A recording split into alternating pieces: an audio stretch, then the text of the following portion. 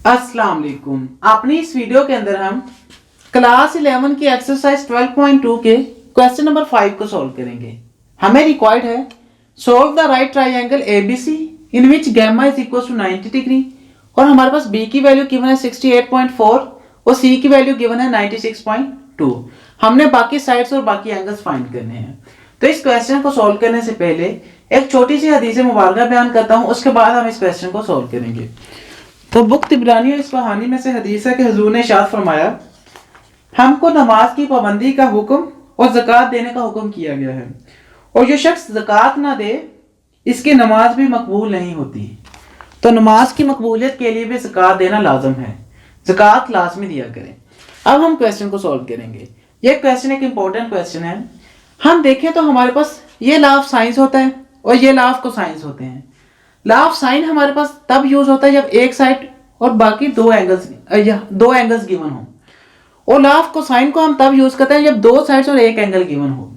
लेकिन यहाँ पर हमारे पास एक केस ऐसा आ गया है कि हमारे पास जो साइड्स आ रही हैं गैमा एंगल है और इस तरह से बी और सी साइड है, लेकिन यहाँ पर हमारे पास अल्फा जो एंगल है ना उसकी साइड कोई गिवन है ना उसका एंगल गिवन है। तो यहाँ पर प्रॉब्लम होगी कि यहाँ पर ना हम लॉ ऑफ साइन को यूज कर सकते हैं ना लॉ ऑफ कोसाइन को यूज कर सकते हैं। वो किस तरह से, जैसे लेट्स सपोज हम लॉ ऑफ कोसाइन को यूज करना चाहें, क्योंकि यहाँ पर हमारे पास दो साइड्स और एक एंगल है तो law of cosine he use होना था। लेकिन लॉ ऑफ कोसाइन के लिए हम कौन सा एंगल कौन सा कर सकते थे लॉ ऑफ कोसाइन जिसमें गैमा एंगल आ रहा था, तो वो हम यूज कर सकते थे इसको C square is equal to A square plus B square minus 2ab cos gamma को। तो हम देखें तो सी तो हमारे पास पहले ही है, तो यहाँ पर ए की तो वैल्यू हमारे पास किस तरह से है ही नहीं, तो हम इसको तो यूज ही नहीं कर सकते। मतलब C square is equal to A square plus B square minus 2ab use ही नहीं कर सकते। तो हमारे पास क्या था, अगर हमारे पास सी की वैल्यू ना होती और सी का एंगल होता अल्फा की वैल्यू होती तो ए हमारे पास होता तब हम इसको यूज कर सकते थे। लेकिन अब हम लॉ ऑफ कोसाइन को भी यूज नहीं कर सकते।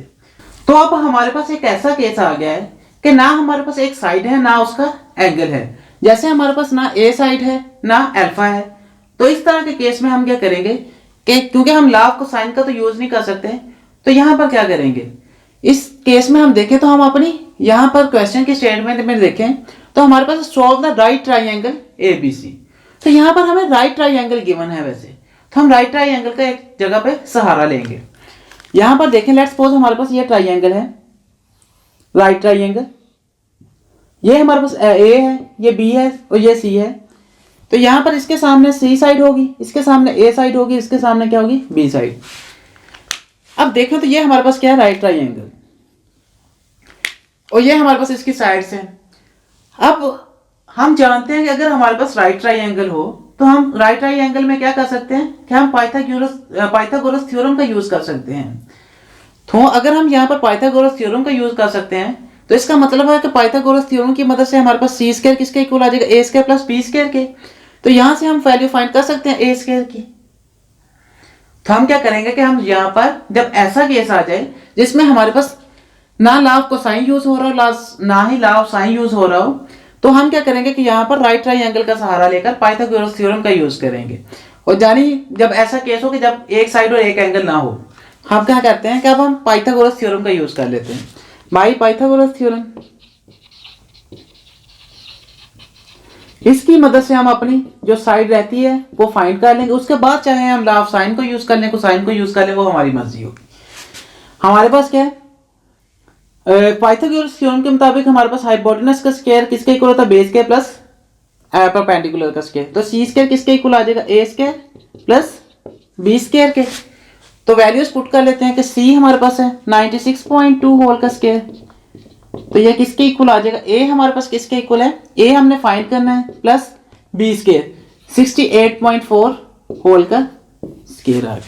तो यहां से ए की वैल्यू फाइंड कर लेते हैं। 96.2 का स्क्वायर हमारे पास किसके इक्वल होगा, 9254.44 इक्वल आ गया ए स्क्वायर प्लस 68.4 का स्क्वायर किसके इक्वल होगा,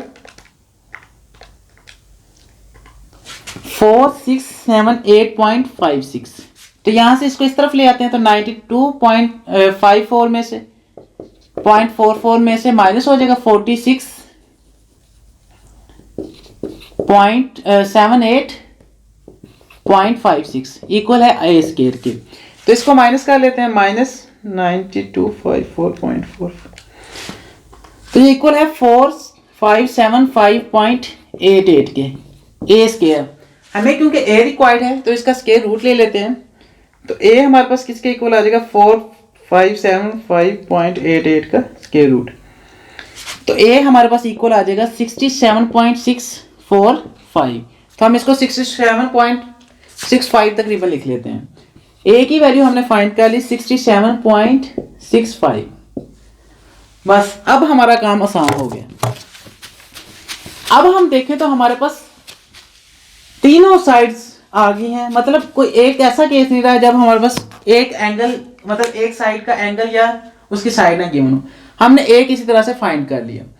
अब हम क्या कर सकते हैं, अब हम चाहें तो लॉ ऑफ साइन का यूज कर लें या लॉ ऑफ कोसाइंस का यूज कर लें। हम यहाँ पर लॉ ऑफ साइंस का भी यूज भी कर सकते हैं और लॉ ऑफ कोसाइंस का भी यूज कर सकते हैं, क्योंकि हमारे पास दो साइड्स और एक एंगल हो तो हम लॉ ऑफ कोसाइंस का यूज करते हैं। लेकिन अगर हम लॉ ऑफ साइन का भी यूज करना चाहें तो कर सकते हैं, क्योंकि हमारे पास लेट्स सपोज यहाँ पर क्या है, ए ओवर साइन अल्फा इक्वल से बी ओवर साइन बीटा के। अब हमने फाइंड जैसे इसको ले सकते हैं क्योंकि गैमा वाला एंगल है हमारे पास, बी ओवर ए ओवर साइन अल्फा इक्वल से होगा सी ओवर साइन गैमा, या इसको ले लें B over sine beta equal to sine C over sine gamma, जो सा आप फाइंड करना चाहते हैं। तो यहाँ पर हमारे पास लेट्स सपोज बीटा की वैल्यू हमने फाइंड करनी हो तो हमारे पास बी और सी की वैल्यूज तो हैं, ये पुट कर सकते हैं, और इस तरह से गैमा की वैल्यू भी है, तो इजीली हमारे पास बीटा की वैल्यू आ सकती है। हम लॉ ऑफ साइन का भी यूज कर सकते हैं, इसका भी यूज कर सकते हैं, लेकिन लॉ ऑफ साइन से आसानी होती है तो हम कोशिश करेंगे कि हम लॉ ऑफ साइन का ही यूज कर लेते हैं। तो by using law of science हम बीटा की वैल्यू फाइंड कर लेते हैं। चाहे तो आप अल्फा की भी फाइंड कर सकते हैं, ए ओवर साइन अल्फा को सी ओवर साइन गैमा के इक्वल रखते हैं। चलें एक अल्फा की फाइंड कर लेते हैं। ए ओवर साइन अल्फा किसके इक्वल आ गया, सी ओवर साइन गैमा। अब वैल्यूज पुट कर लेते हैं। ए हमारे पास है 67.65 ओवर साइन अल्फा, हमारे पास क्या है अल्फा हमने फाइंड करना है, किसके इक्वल आ गया बी ओवर सी हमारे पास है 96.2 ओवर साइन गैमा, साइन 90 हमारे पास आ गया। साइन 90 हमारे पास 1 के इक्वल होता है, तो यहाँ पर 1 भी चाहे पुट कर दें तो 67.65 ओवर साइन अल्फा किसके इक्वल आ जाएगा 96.2 के, क्योंकि साइन 90 किसके इक्वल होता है 1 के, तो ये 96.2 ही रह गया। अब यहाँ पर क्योंकि हमने साइन अल्फा की वैल्यू फाइंड करनी तो साइन अल्फा इस तरफ चल जाएगा, ये इस पर डिवाइड हो गया जाके, तो साइन अल्फा किसके इक्वल आ जाएगा, ये जाके डिवाइड हो जाएगा, ये इस तरफ चले जाएगा, तो 67.65 डिवाइडेड बाय आ गया 96.2। तो यहाँ से फाइंड कर लेते हैं साइन अल्फा की वैल्यू, 0.65 डिवाइडेड बाय 96.2। तो साइन अल्फा हमारे पास आ गया 0.70322 समथिंग है इस तरह से। अब हम जानते हैं कि हमने अल्फा की वैल्यू फाइंड करनी है, तो हम इसका इनवर्स ले लेते हैं साइन का, इस तरफ जाकर इनवर्स हो जाएगा, तो अल्फा किसके इक्वल आ जाएगा देन साइन इनवर्स 0.703 लगा लें, तो साइन इनवर्स ले लेते हैं 0.703, तो अल्फा हमारे पास इक्वल आ गया 44.67 डिग्री। बस अब हमारा काम क्या रह गया कि हमें सिर्फ बीटा चाहिए, तो बीटा हम किस तरह से फाइंड कर सकते हैं, हम ट्रायंगल की मदद से भी फाइंड कर सकते हैं, क्योंकि हम जानते हैं कि हमारे पास alpha plus beta plus gamma किसके इक्वल होते हैं 180 डिग्री के। अब अल्फा और गैमा हमारे पास है तो बीटा हम आसानी से फाइंड कर सकते हैं इसके जरिए। तो अल्फा हमारे पास है 44.67 प्लस बीटा हमने फाइंड करना प्लस 90 डिग्री आ गया, गैमा इक्वल्स टू 180 डिग्री आ गया, तो यहाँ से बीटा किसके इक्वल आ जाएगा देन, इनको प्लस कर लेते हैं 90 प्लस 90 हमारे पास आ गया 180, इसमें से माइनस कर देते हैं इसको प्लस करके, तो प्लस करें तो ये बनता है 134.67, तो 180 में से इसको माइनस कर लेते हैं, तो बीटा हमारे पास इक्वल आ गया 45.33 डिग्री। तो ये हमारे पास बीटा की वैल्यू आ गई। अब हम देखें अल्फा किसके इक्वल था 44.67 और बीटा की वैल्यू भी हमने फाइंड कर ली 45.33 डिग्री। तो ये हमारे पास क्या आ गया, आंसर आ गया। हमने इस ट्रायंगल को सॉल्व कर लिया, अल्फा बीटा गैमा की वैल्यू भी आ गई, ए बी और सी की वैल्यूज भी आ गई, तो बस सॉल्व हो गया हमारा क्वेश्चन। आई होप ये वीडियो आपके लिए काफी ज्यादा बेनिफिशियल होगी। अगर आपको ये वीडियो पसंद आई हो तो इस वीडियो को लाजमी लाइक कीजिएगा, हमारे चैनल को लाजमी सब्सक्राइब कीजिएगा, सो जैसे नई वीडियोस अपलोड होती है हम जल्द से जल्द उन वीडियोस को देखते हैं। Thank you so much for watching. मिलते हैं नेक्स्ट वीडियो के अंदर। अल्लाह हाफिज़।